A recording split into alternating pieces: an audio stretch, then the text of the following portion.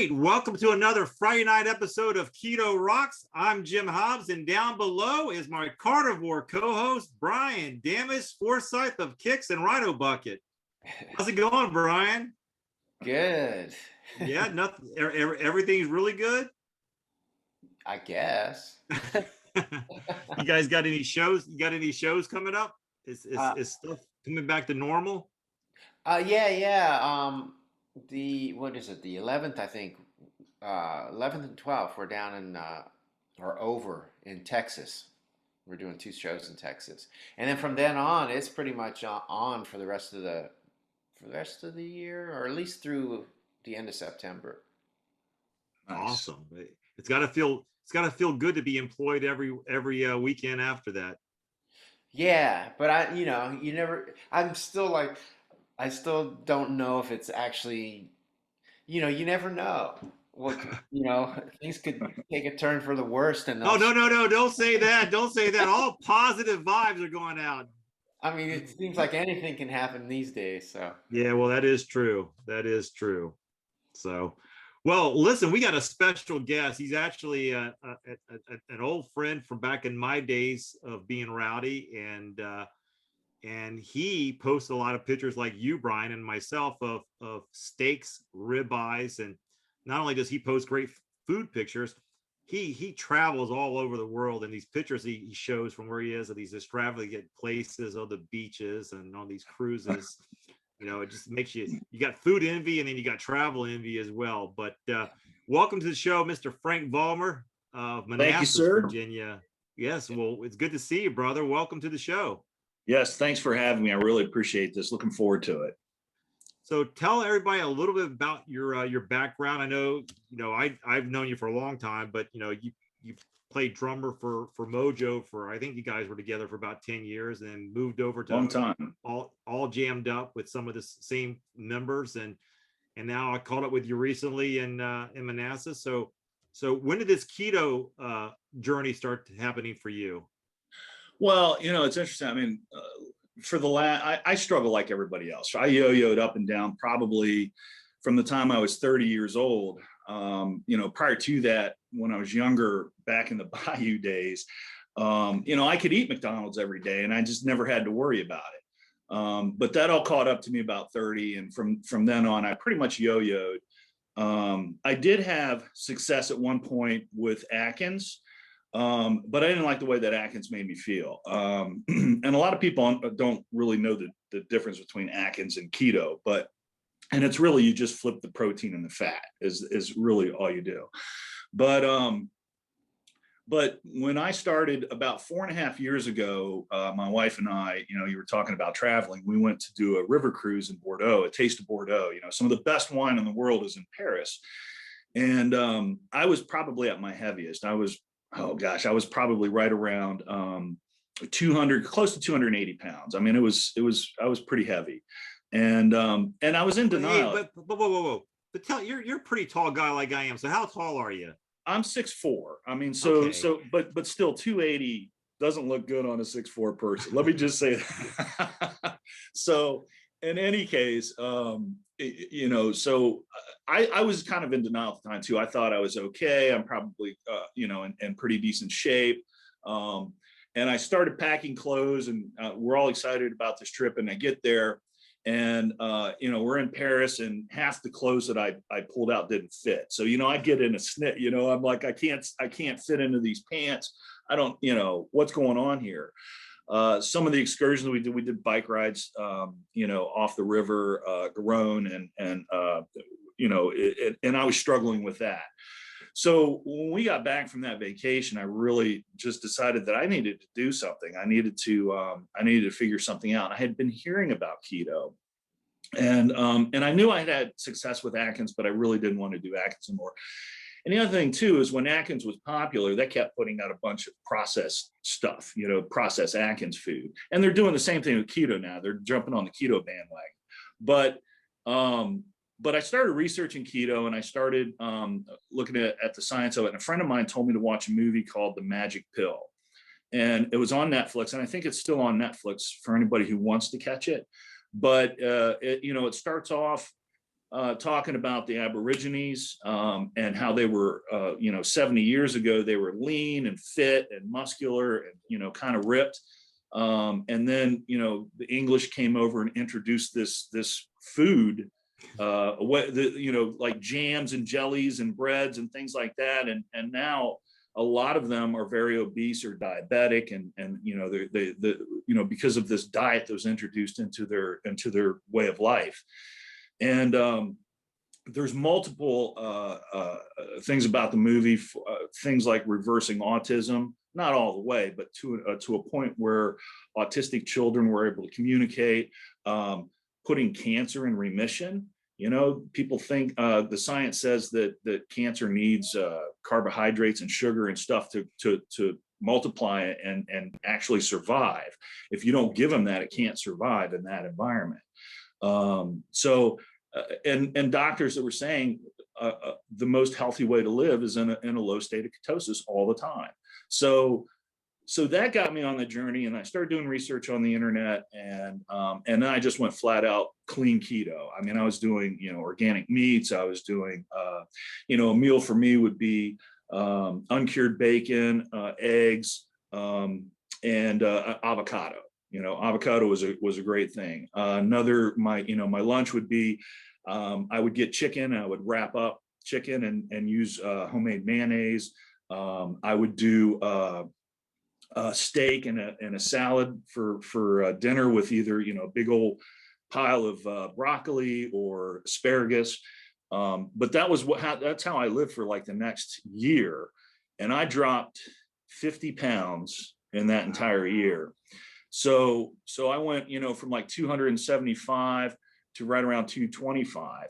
And I was working out during that time as well. I was doing intermittent fasting. I was doing like a 16-8 window, 16-hour period of fasting and an 8-hour window of eating and working out. So I was working out 5 to 6 days a week as well, 30 minutes to an hour a day. And I found that when I got down to 225, it was pretty easy to maintain, even if I did have those occasional cheat meals. Like my wife and I would go out to dinner, I would go ahead and have the bread and butter. I might even have dessert, but then I'd get right back on the bandwagon. And I found that it was, that 225 margin was pretty easy. And then COVID hit. And, the other piece to it too, is that we'd do 2 or 3 vacations a year. So I always use the vacation as motivation, right?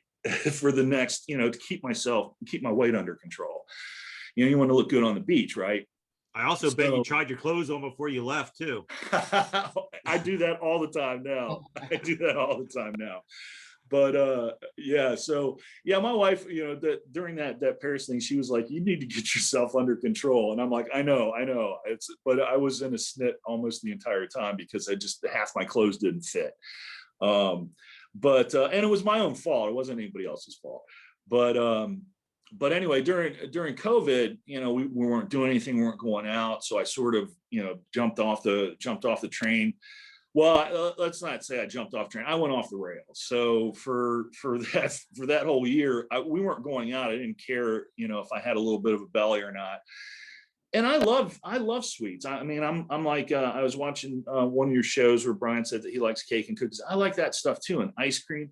And I like fast food, and I could eat hamburgers every day. A hamburger is probably my favorite food. But when you're on keto, you don't have to worry about the bread. You can use lettuce to wrap it, and you're getting the exact same flavor that you would even with a bun. So you just don't have to, and I think people get kind of weirded out by that, that don't understand keto or what keto really does. And honestly, the science behind it, because there is a science behind it. And I encourage people to go out there and research it for themselves. But I went off the rails during COVID, and I put on another 30 pounds. So I went from like 225 to 255, right?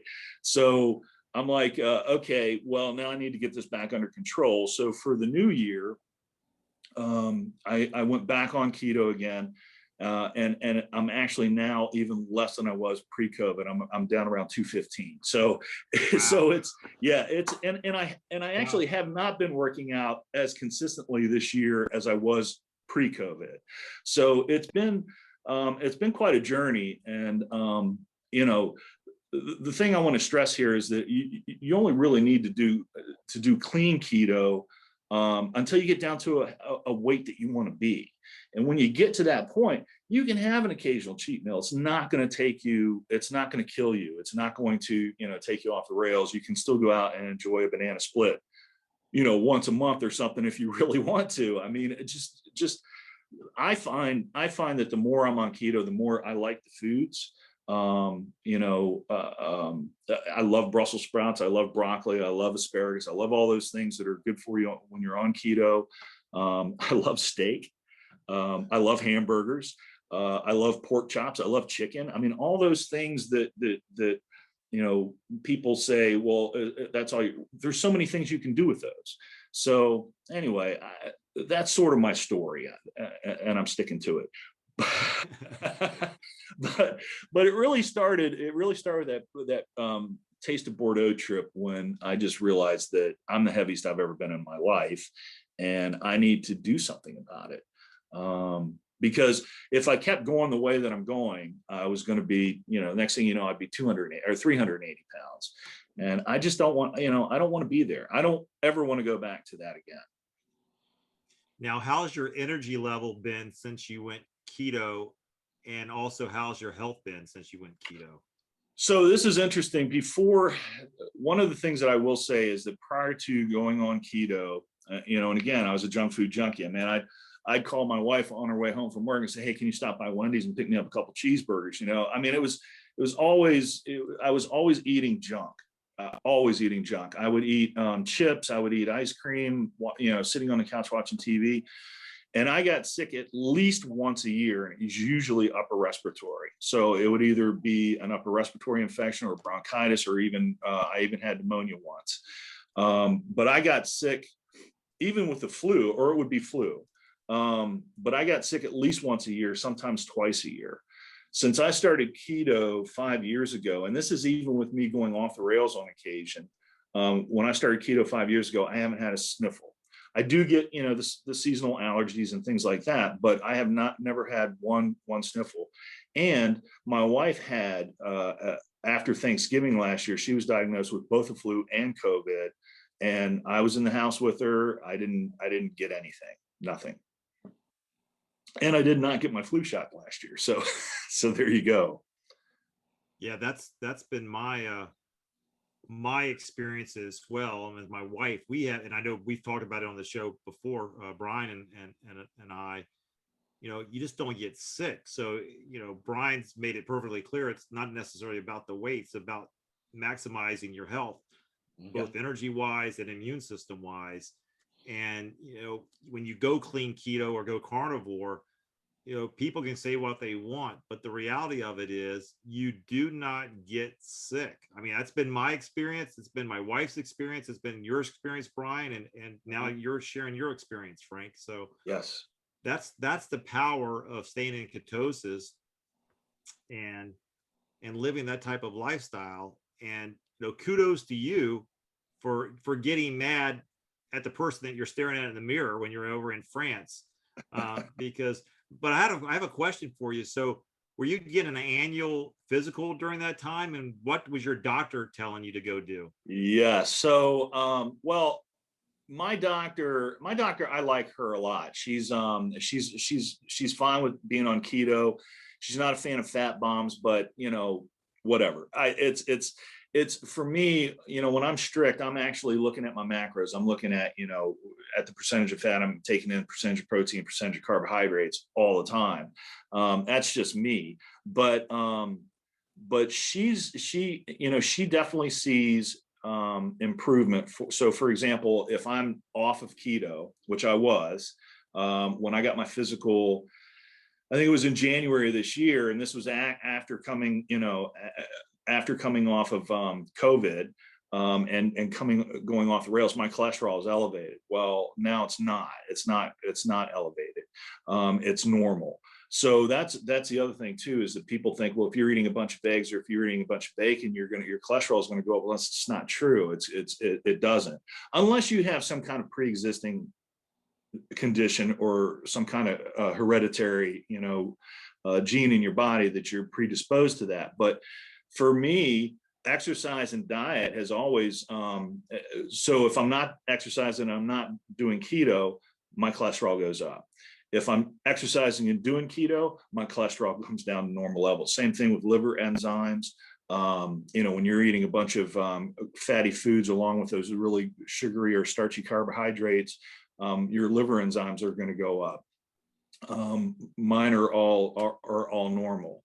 And as far as energy levels, yeah, the energy levels are through the roof. I mean, it's kind of nice to have, to just sort of, when you wake up, you're just sort of, okay, you're like ready to go. Yeah, I really, I would highly recommend this diet to not just people who are overweight, but who just want to live a healthy lifestyle. Yeah, you're lucky you found a doctor that goes along with that, because people always have a problem with that. I did. I've Yeah. gone to several doctors since I've been on this journey. It's true. I mean, I did have the doctor that I was going to before this one was not as supportive. Was not supportive about the keto diet, and the problem is they're taught that old food pyramid from the 50s, where most of your diet should be carbohydrates and protein and then lower fat. That whole pyramid was built on false investigations and false scientific studies, and everybody's taught that, though. Our parents were taught that, their parents before them were taught that. All the doctors are probably taught that when they're in school, so they go by what they're taught, and not by what the current science is saying. And I think I think you're finding that a lot in the medical field, not just with diet, but with other issues as well. Well, right, and it's sort of, because of the guidelines, it's like their hands are tied. They, if they go against that, then they have repercussions. They can have their license pulled, or they can be fined, or Right. Right. or the insurance won't reimburse them. Right. The problems.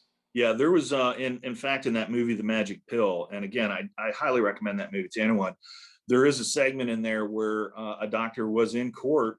They were trying to take his license away from him because he prescribed a keto diet to a autistic. It was either an autistic child or an overweight child, and yeah, they were running him through the ringer over it.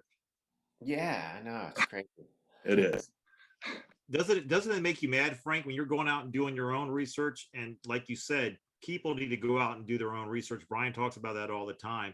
Go out and do your own research, but then test that research. Go out there and live what they're telling you to go live. Just do a side-by-side comparison, and you will see that triangle, that American food pyramid diet, is not in your best interest. And every American should be irate that that's still taught and pushed. And you should reach out to your local representative. You should reach out to your school board, say you don't want that crap served to your children in school. Yes. We have to reverse this. It's bad science that this lie is being perpetrated for as long as it has. All you got to do is look around and talk and see the rates for obesity here in the United States, and realize that following that purchase food plan is not in your best interest. That's right. And they make, it's so easy today to drive within a few miles from your house and order delicious tasting food that makes you feel crappy. I mean, it really doesn't do anything for you. And a lot of times, you eat it and maybe it satisfies you then, but like an hour later, you're hungry again, because it's not really doing what it's supposed to do in your body. And, and people think that eating fat is bad, but I mean, if you're eating stuff like coconut oil or avocado or olive oil, things like that, that's so dense in calories that you're fuller longer and you're eating less of it. And people don't understand that, but it's so easy to go out and grab, a Big Mac somewhere and have that. And it's funny because there's a comedian, I'm trying to think of what his name is now, but he said that every time he sees a McDonald's commercial, everybody's so happy in it. And he says, why don't they do a commercial about people that have eaten McDonald's 10 minutes later? Yeah. No, you made a good point, and you had a good post the other day, Frank. And you know, everybody likes hamburgers. If you've been raised in America, American hamburgers is just part of our diet. Is what we're known for. Cheeseburgers, and the reality of it is, you can still have the satisfaction of having a good bacon cheeseburger or a mushroom and Swiss burger. Yes. Without the bread, I mean, you get a chance to have the meat of the meal, and really the bread just causes you to have your sugar spike, and you wanting to be hungry another hour later. You'll be amazed that you'll still get the satisfaction of having a good hamburger, bacon, cheese, mushroom Swiss, and you'll be filled, and you won't be hungry an hour or two later. Exactly. And you know what's funny about that post, that hamburger post, I was doing a lettuce wrap that night, and I had made a bacon jam for it as well, because I wanted to do like the Sonic bacon jam cheeseburger, right? So it was a copycat recipe that I'd gotten online, and it was fantastic. I'm just going to say right off top, it was fantastic with bacon jam.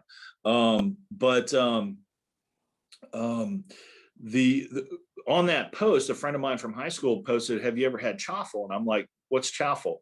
And so she sent me a recipe, and it's so simple. It's like a half a cup of like you can use mozzarella or Colby Jack or whatever, you know, an egg and a tablespoon of almond flour, and just fry that up, and it's actually really delicious. And you just put your burger on that, and you know, so now you have a bun or something like a bun, and it's delicious. So there's so many things out there, and there's so many ways to prepare food.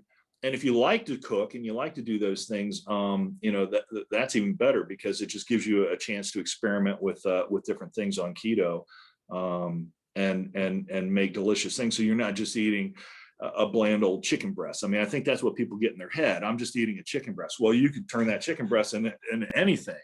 So yeah, you got avocado mayonnaise you can use. And you know, you talk about, but a lot of people say, but I'm just too busy. So I gotta have a couple of questions for you, Frank. So yes, I want people to realize that, yeah, you know, you're on the go, you're driving by McDonald's, Wendy's, Burger King, Hardee's, Roy Rogers. You know, you can still go, especially Roy Rogers, you should still go order a hamburger. Just don't get the buns, and then go to the fixing bar and throw your onions on there, your lettuce and black pepper, and just your seasoning on there, and your I don't know if the pickles have no sugar or not, but you can buy your own. We carry our own pickles with no sugar that we get. So there are so many options. Like, you can go to Hardee's. Hardee's will do a keto wrap. They'll wrap it up in Five Guys will do it. Five Guys will do it and deliver it. Right.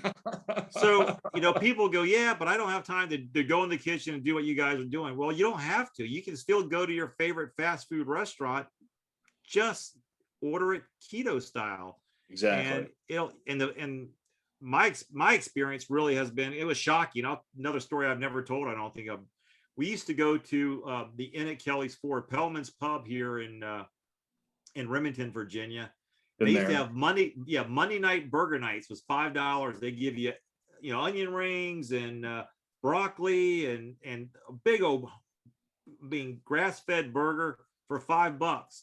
And we used to go there, and the whole community come out, because we only have like 700 people in our community. But most of the people would come out. We all gather around, shoot pool, and order that $5 burger. Well, when Peggy and I decided to go totally keto, we still wanted to go there, so we did. So we ended up getting it without the bun, and then they would make a Caesar salad for us without the croutons. And so we literally had the same experience, and to be honest with you, it was a better experience. That's right.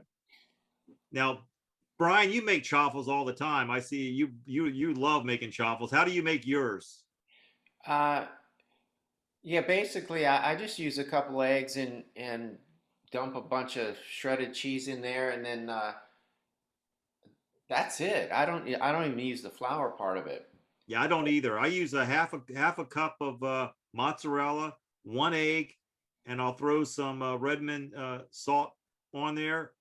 Now, if I'm going to make it for more of a waffle type of deal, I'll throw some cinnamon or some vanilla extract in there, or some choco chips, the net friendly chocolate chips, and throw those in there. And but Well, yeah, you know, if you want a delivery system to feel like you're having, especially, I mean, this is Memorial Day weekend. Everybody's gonna be eating hamburgers and hot dogs. So make yourself some chaffles and go to your friend's picnic. Don't say no because you feel like you're gonna be tempted to cheat. Go there and show them a new way of how to eat an American burger. Yes, or even a hot dog for that matter. I had got some uncured hot dogs, and fried them up like they do at Five Guys, and made an oblong chaffle and put it on there, and it was great. Put a few onions, a little bit of mustard. It was fantastic. I mean, I don't miss the bread at all. yeah. Yeah, it's just I don't miss it at all. And you do in the beginning. I'm not going to lie to people that you know, doing keto in the beginning, especially when you get the keto flu, when your body's at that transition point, trying to figure out, I don't have any more carbs to burn. What am I going to do? And you might feel a little run down there for a while, but you know, but once it starts burning that fat, man, it's a whole. It really is an experience because you sort of wake up. You're not in a funk. Your body is using that, burning that fat for fuel, and you know, it's just and that's the other thing too, is like after a workout times I would feel like little pops like in my legs or in my belly, and I'd be like, that's little fat cells popping, right?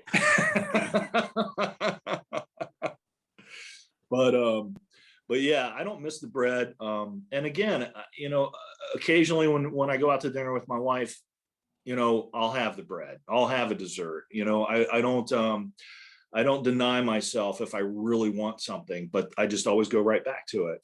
You know, I can't say enough about the diet. I think I wouldn't even call it a diet. It is how we should be eating. It should be the way that it should be our normal, the normal way we eat food. Yeah.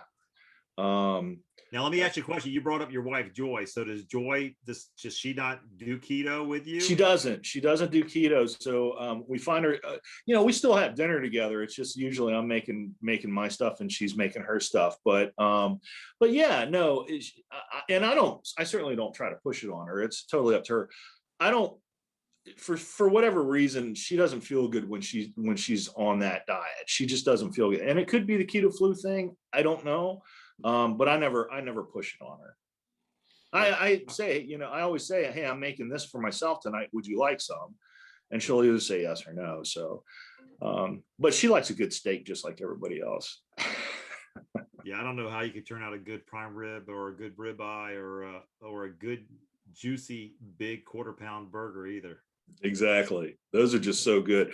And I'm finding that ribeye steak is probably one of my favorite go-to steaks these days. Yeah. It used to be filet when I was younger, but a ribeye, just that marbling and just the way they taste, it's great. And the simpler the better, in my opinion. But yeah, and I use Butcher Box. One of the people I was researching on YouTube promoted them, and I tried it, and it's pretty fantastic. I get my meat my organic meat shipped to me every 60 days, and it's perfect.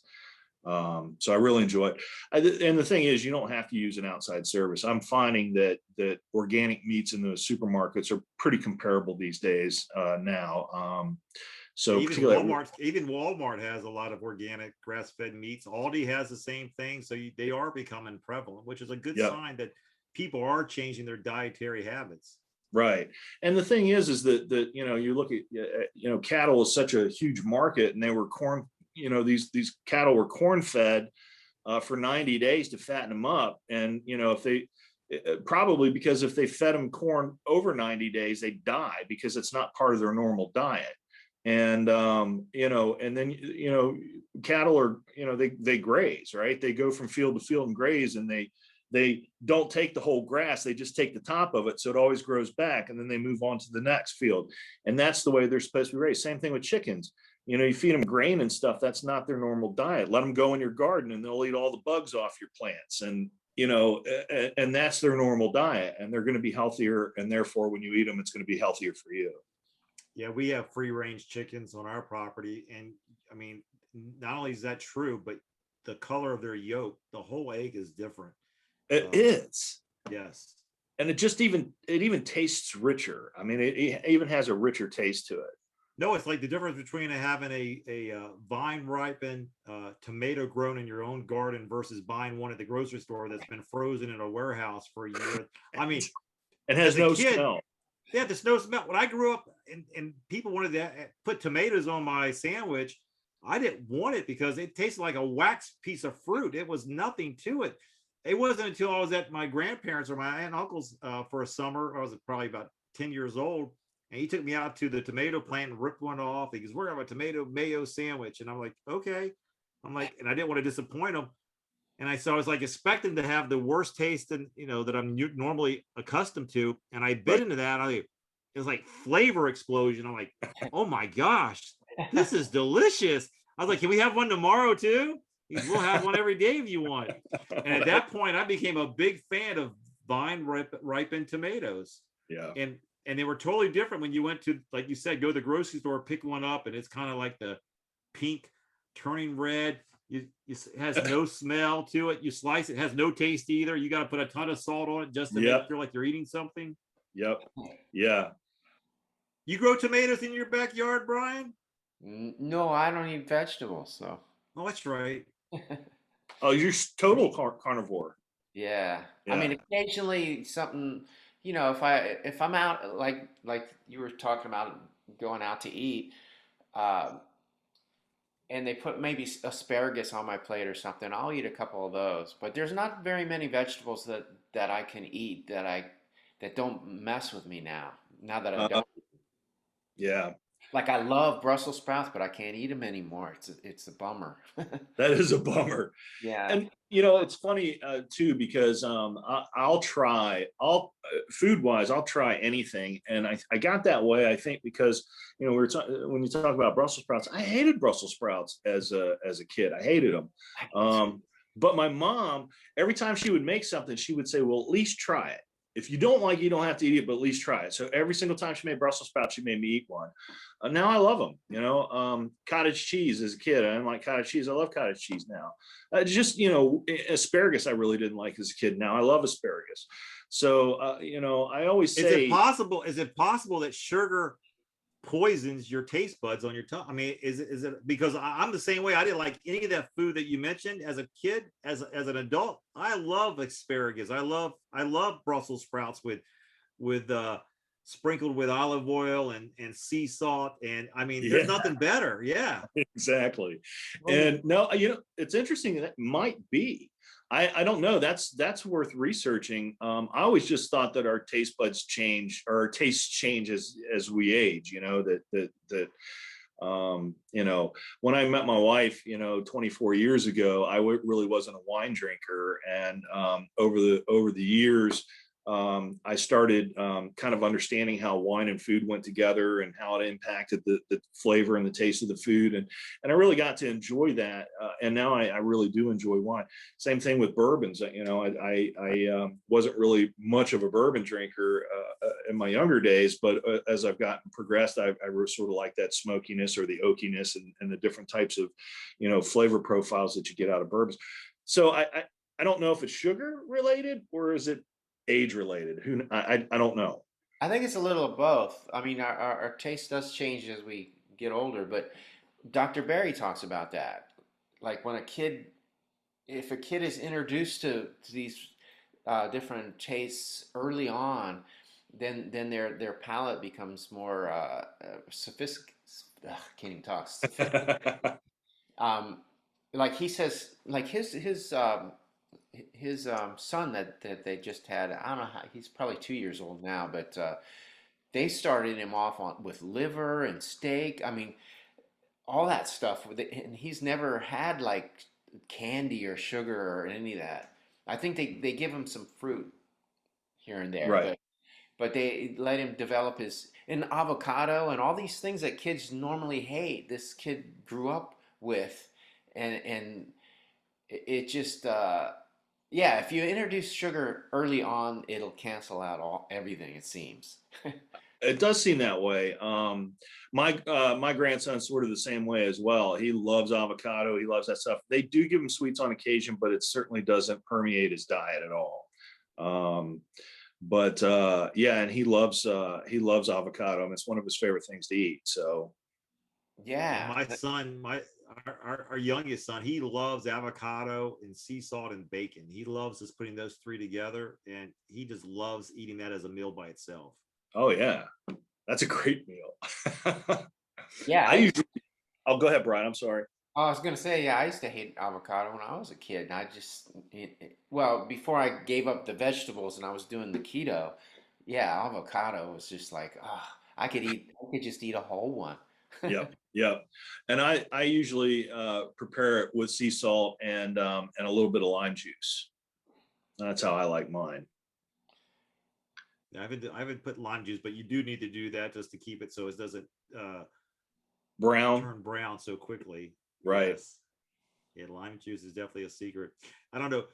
Did either one of you see Dr. Sean Baker? Do you guys follow him at all? He just had a great tweet.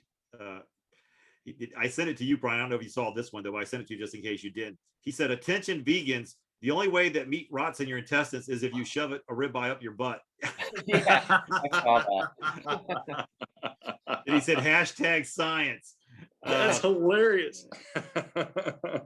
But true. But see, people believe that. I know people. I'm sure both of you have had people. Man, don't you afraid that all that meat's going to sit there and just rot in your gut? And you're like, Right. yeah, because they believe that. And the reality of it, there's no science behind that. That's correct. There's no science behind that. Yeah, it's the Now, vegetables. It's the vegetables that rot in your gut, really. right. So save the vegetables, eat the meat. Let the cows digest the vegetables for you. Yeah. So, there's Frank. I'm sorry. Go ahead. Go ahead. No, I was just going to say there's another thing that I would like to say about keto is that the foods that we eat that are starchy and sugary and things like that, they actually bloat your belly. So your belly protrudes even more because of that bloating. And when you're on keto, you don't get that bloat. The other thing I would say to people out there too is you got to drink your water. If you can drink a gallon a day, you should be drinking about a gallon a day. Exactly. So, you got to drink your water. That helps too. A lot of people, they get, their faces get bloated, and it's because they're dehydrated. It's the skin retaining fluids. So you got to drink your water. But belly bloat is the other thing too. And for that, I actually, when I'm on a fast, I'll do a probiotic with a little bit of apple cider vinegar. And that really helps with belly bloating and just your gastrointestinal health in general. Now, do you still do intermittent fasting? You're still on your 16/8 window, Frank? I'm more like 24 now because of the new job. So, and the new job actually is great because during that time I can just focus on work. I don't have to worry about stopping for lunch or anything like that. I just go. And so it really helps with the fasting piece of it. And then I usually have about 1.5 good meals a day. So I'm taking in probably roughly around 2,000 calories, maybe 2,500 calories a day. And since the new job's a lot more active, that's helping keep the weight off as well. That's awesome. Yeah, that's awesome. It's been great. Yeah, the fasting thing really, like when I was traveling a lot, it got to where I didn't even, in the early days, I used to freak out, like if I didn't have snacks, and all this stuff. And now it's just like, I just go with nothing, and I don't even worry about it. I don't even think about it. Exactly. And that's kind of refreshing in and of itself, not even having to worry about it. Yeah, it's like a added freedom, Exactly. Yeah, it's amazing because people don't realize that, and the people who are addicted to sugar, which is 95% of Americans, they, just like I was, like you don't believe you can live without it. You don't believe you could do without bread, or you're not going to be able to survive. And you're sure not going here at intermittent fasting. That's even scarier than the sugar to a lot of people. Like, there's just no way I cannot have my wake up in the morning and have my breakfast and then have my lunch. What am I going to do when we go on our work break for lunch? Everybody goes together. What am I going to do? Then come home for dinner. But the reality of it is, you really have been programmed. You've been programmed to believe that that breakfast is the most important part of the day, the most important meal of the day. And then so you fit in with your coworkers. Well, yeah.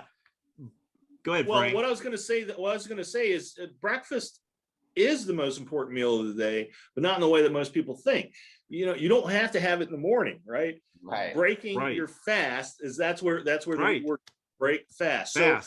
So and the thing that I've learned is that when you do break your fast, the one thing that you never want to incorporate is it's okay to have protein and carbs or protein and fat, but you never want to put fat and carbohydrates together when you're breaking your fast, because that's when you're going to spike your insulin levels, and then your whole day is going to be off the rails at that point. So that's why I say it's important. The breakfast is the most important meal of the day, but it's how you eat your breakfast and what you eat, what you put in your body at that time, because your body's going to respond to it because you've gone so long without food. So anyway, but please continue. No, you're right. It is the most important meal of the day for exactly the reasons you gave. But you said something else earlier, or Brian said something earlier. When I used to wake up, when I lived on the let's just go back to our 20s, Frank and Brian.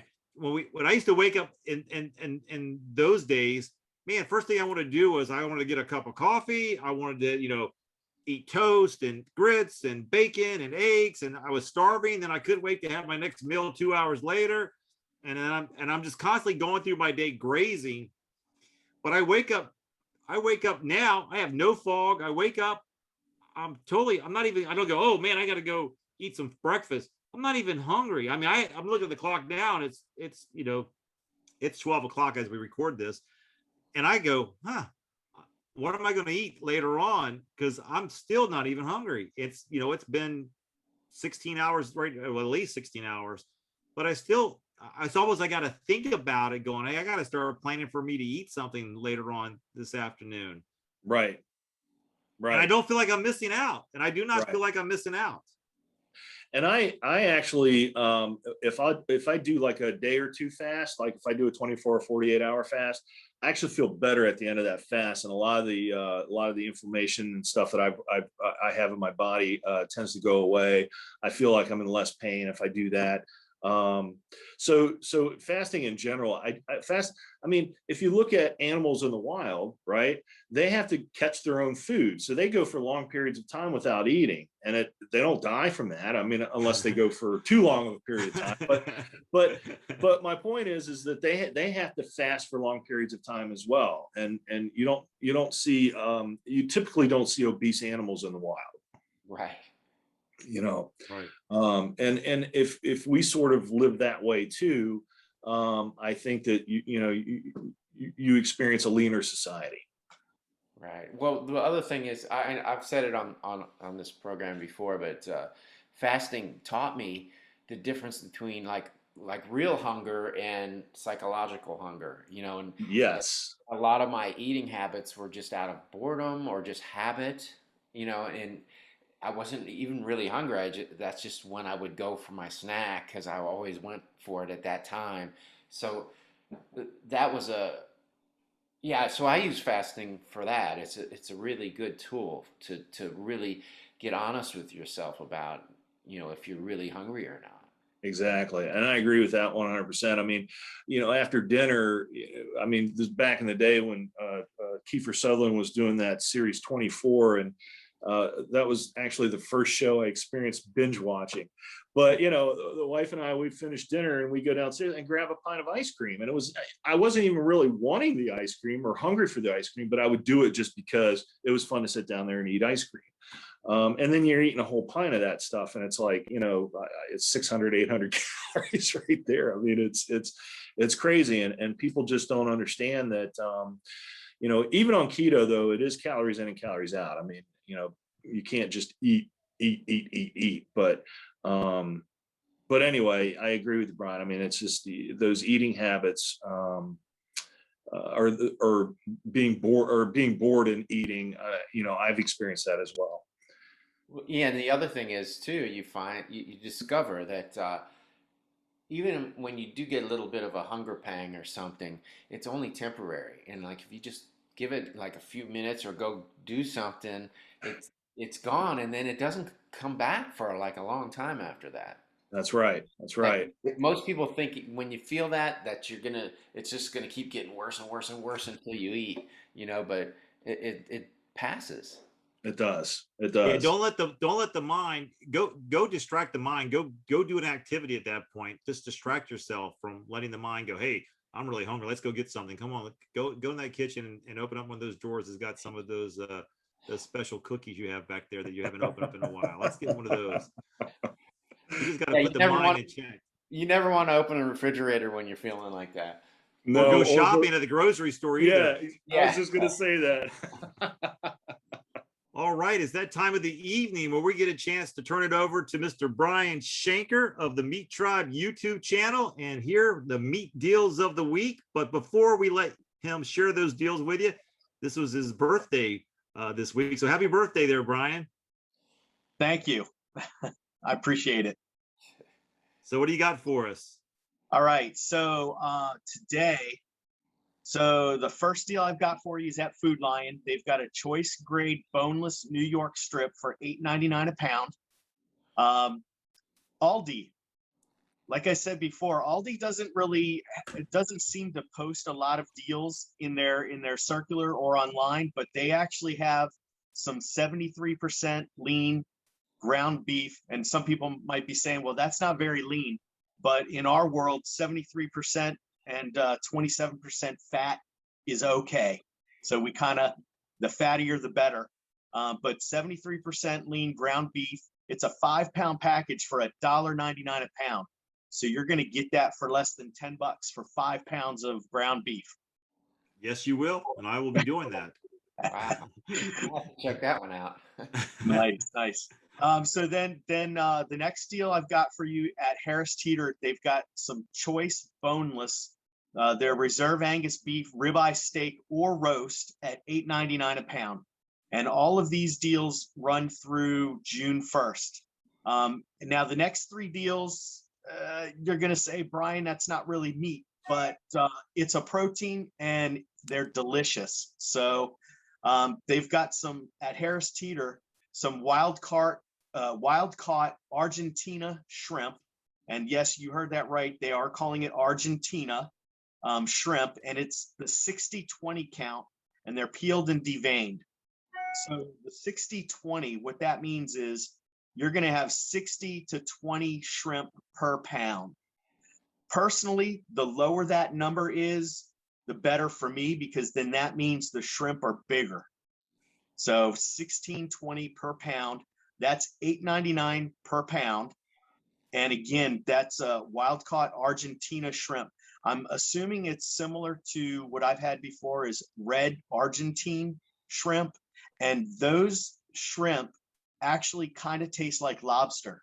So they're really, really delicious. Yeah.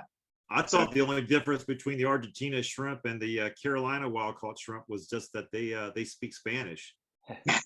Yeah, I don't know, but the red Argentine shrimp that I've had tastes like lobster. So we just boil them for about a minute and then dip them in butter.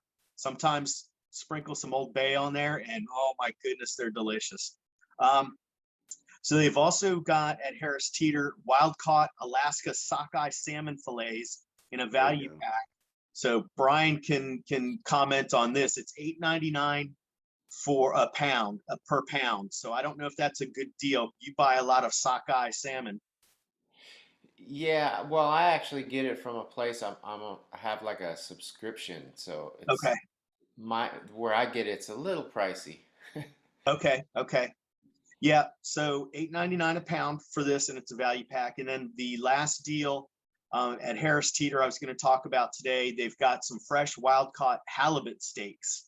I've been wanting to try some halibut, but everywhere that I've found it, it's been well over $20 per pound. And at Harris Teeter, it's on sale for $15.99 a pound.